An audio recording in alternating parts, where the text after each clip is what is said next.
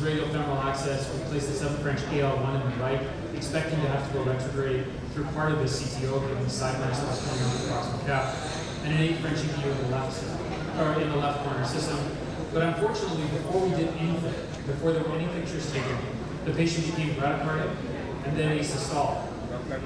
Now, this comes down to sort of what I like to call dicatheter hygiene and CTO-PCI hygiene. Amongst the CTO operators in the crowd, who puts a safety wire down the donor vessel the moment you start the case? Any hands? Omar? Safety vessel down the donor vessel? Or safety wire down the donor vessel when you start the case? Virtually always. So this is one of those times where I was very, very pleased that I did that, because this was my next picture. Does anybody see any trouble with this angiogram? I mean, clearly you can see that the heart's not all that happy. There really isn't that much blood flow in the aorta. This is not a well vein. But going back, if you look at the original setup shots on the RCA, you can see that there's a really nice spray out of contrast back here, and that diagnostic catheter is fairly deeply engaged. Now, everything was fine until we put the initial guide catheter in. But now, when you take this picture, you see initially that it doesn't really look like there's anything wrong. So you go to the left system, and you take this quick picture while starting CPR, and you see that it doesn't look like the left system's any different. So nothing occurs in contradiction to nature, right? Only what we know. So this taught me that if you can't see the vessel problem on the initial angiogram, go look at the angiogram again. And every single time you do this case, put down your safety wire, because you need to make sure you have access to the major vasculature on each side. Notice I didn't have a safety wire down the circumflex on the left. So in this situation, we ended up putting the patient on ECMO because they were in cardiac arrest. While ECMO was being placed, we were looking very carefully at the angiogram again and again. And that's when we noticed the proximal RCA dissection that was being covered by a guide catheter. Thankfully, we had the safety wire down, so when we backed the guide catheter out and took another injection, second mistake, don't keep taking injections once you've figured out the problem, because you're going to hydraulically advance the dissection and shut down the vessel. We'll figure this problem. By this time, we had already placed the patient on ECMO, so the hemodynamic support in place. So fixing this problem, this native vessel that was not particularly diseased, was not all that hard, right? We put a quick stent into the proximal vessel, brought it right back out just beyond the ostium to make sure that we had protected the aorta as well from retrograde expansion of this dissection into the wall of the aorta. This was our next picture down the RCA, and you can see now that the heart is already starting to beat. Right, so this double jeopardy infarct is now starting to settle down. So in this particular case, the patient was started on inotropic therapy. They proceeded with care in the CCU while on ECMO. We left them on hemodynamic support. And because we were on hemodynamic support, decided to complete the procedure to give this person the best option possible of recovery. And this ended up being a relatively quick reverse part. I think if we had pushed the envelope or had difficulty, we would have stopped. We managed to get this result in the LAD. We were reasonably happy with this final result here, and then got out. In the CCU, there was some distension of the LV, not surprising given that we started with an EF of 35%. And so we put it in Impella, in this case to vent the LV. Other options would have included a left atrial septostomy, which would have been a reasonable approach. But thankfully, the LV recovered, came up to 45 to 50%. And by the time the Impella was out on hospital day 8, and then he was extubated on hospital day 9, he was doing well. And thankfully, we were able to get him home on post-admission day 13 with no long-term sequelae and a pretty good result in his findings. So my takeaways from this case were, if you don't see the problem on the angiogram, look again. 2% prevalence in CTO-PCI of donor vessel dissection is an easy problem to have, even if you're careful. And that's where we should always suspect it if early hemodynamic collapse, and the use of a safety wire down both major vessels is critical early in your procedure, so that if you get into trouble, you can turn it around very, very quickly without having to go through the additional challenge of having to wire through the dissection of the. So this is a case that's courtesy of Dr. Garbo, and I believe this is the last case in the interest of time. This is an osteal RCA occlusion that was crossed by cardiocollaterals, and ultimately things went quite well. Right? Crossed with the retrograde wire, back into the antegrade guide, and then once we pull the microcatheter, once you pull the microcatheter back during externalization, you see that this guide catheter starts to get sucked in, right? And this is one of those sort of classical mechanisms of donor vessel injury, because finished the RCA intervention, took the retrograde wire out, and then took this picture to check the donor vessel. Here's what you see. So that's a fairly big dissection of the dominant part of the circumference, right? It's an approximate part of the circuit. So thankfully they were able to rewire and perform IVUS guided stenting from the circumflex to the left knee. So no harm, no foul. In this case they had access to the RCA already, so this wasn't a quote double jeopardy scenario.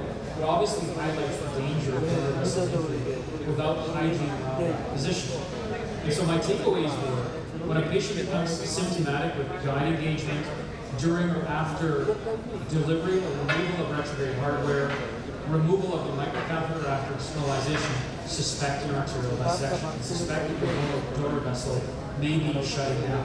It's amazing when you get these types of dissections, the patients are playing with pain regardless of flow. And that's because the vessel wall is highly innervated, and when the instrument comes off, it hurts. So pay attention to that discomfort.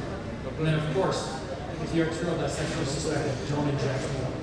Pray to keep your safety wire down, get an IVUS out, and assess the vasculature as quickly as you can so that you can remedy the situation. I have one more case, but I see that we're out there about 10 minutes, so I'll stop there.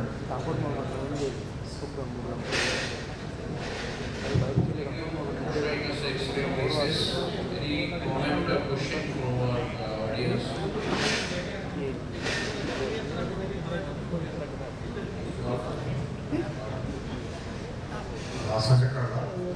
If there is dissection in the osteo, and if it propagates distally along the vessel, so when we do stent in the case dissection, where should we put stent? In the proximal end or the distal? That's a great question. That's a great question. So the question was, for those who may not have heard, when you've got a guide catheter dissection or a proximal dissection, and that dissection starts to propagate distally, where do you stent?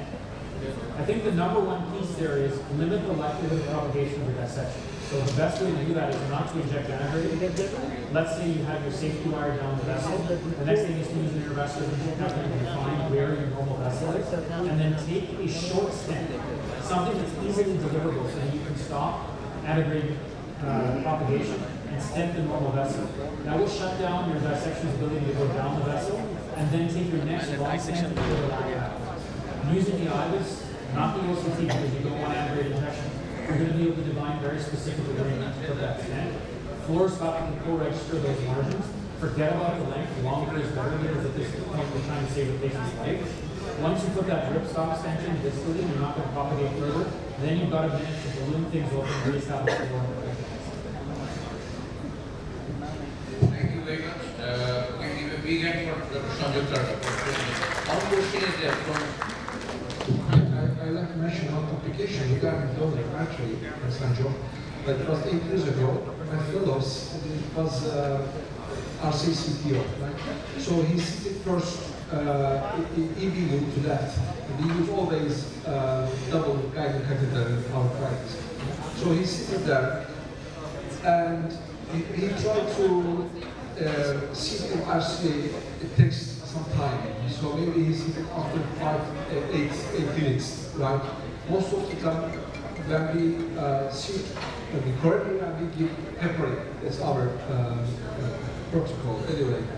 So then, when we have, they told me that saying that both guidelines are ready. I just want to cap that. They started to injection.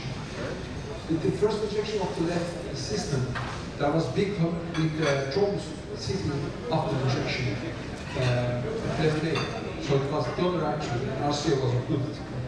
So I see that immediately I get started for the anyway. But I think why it happens, you know, why it happens? Is nothing in one injection. Then I realized that they didn't give heparin after shooting left leg, and that guiding has unheparinized blood. 5 to 10 or 5 to 6 minutes became, catheter thrombosis. So it's very important. After that, we always give first Yeah, I think that's a very good point to make. So, I mean, I moved down from using 8-French guide catheters to 7-French guide catheters in the majority of these procedures. So when I started doing Caesar PCI with states, that's a lot of stasis blood. In particular, when you're using femoral access, often you're using longer sheets as well. And so, one of the ways, Omar, that I've changed my practice is before I put the guide catheters in, but after I put access in is when I give my heparin. So heparin is always in before the guide catheters go up. So that by the time the guides are in, and I have safety wires around, if there's any issue with the first intervention, whether it's dissection or thrombus, I have a way to address it. And the other important point to make is, in CISO PCI, one is obsessive about bleeding things back. So bleed back, bleed back, bleed back. Anytime there's any significant stasis, even before removing retrograde gear, I'll bleed back the retrograde guide catheter to make sure that I don't have any thrombus within the guide, because those are truly crash and burn cases where you're going to end up embolizing thrombus into the vessel. Thank you, Dr. Kalra. I think you have one more talks in next sessions, so it will take place. So now I will invite our next speaker, Dr. Saidul Rahman Khan. I will give talk on, I have never seen this before. I think what you will show, many of us never seen this before. Dr. Saidul Rahman Khan.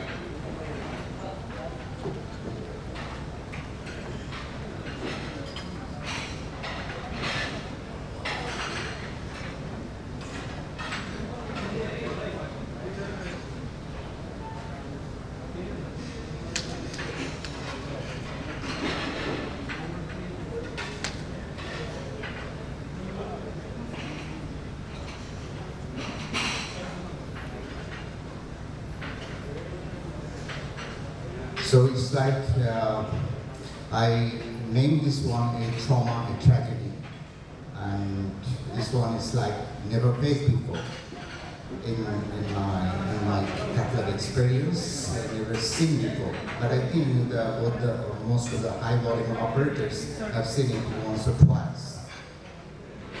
So if you see the case, they are 58 years old. And with the risk factors of hypertension and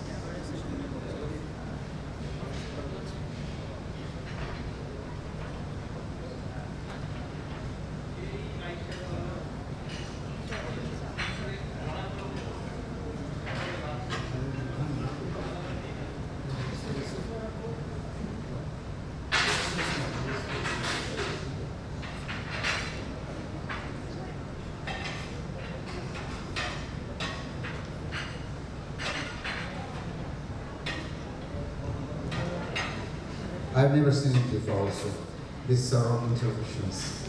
So with that 50